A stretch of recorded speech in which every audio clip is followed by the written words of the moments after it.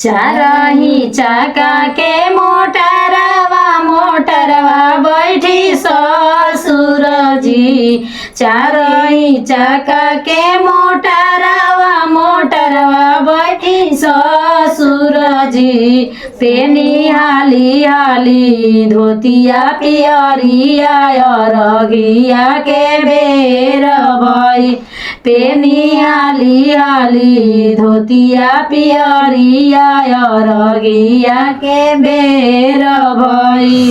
चारही चाका के मोटरवा बैठी सासू जी। चारही चाका के मोटरवा बैठी सासू जी। पेनी हाली हाली सड़िया चुनरिया अरघिया के बेर भई। पेनी हाली हाली सड़िया चुनरिया अरघिया के बेर भई। चारही चाका के मोटरवा बैठी भसुर जी।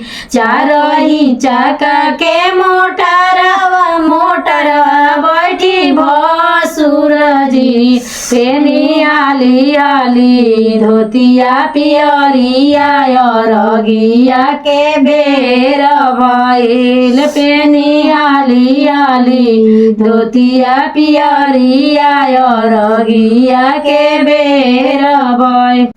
चारही चाका के मोटरवा बैठी गोतिन जी। चारही चाका के मोटरवा बैठी गोतिन जी।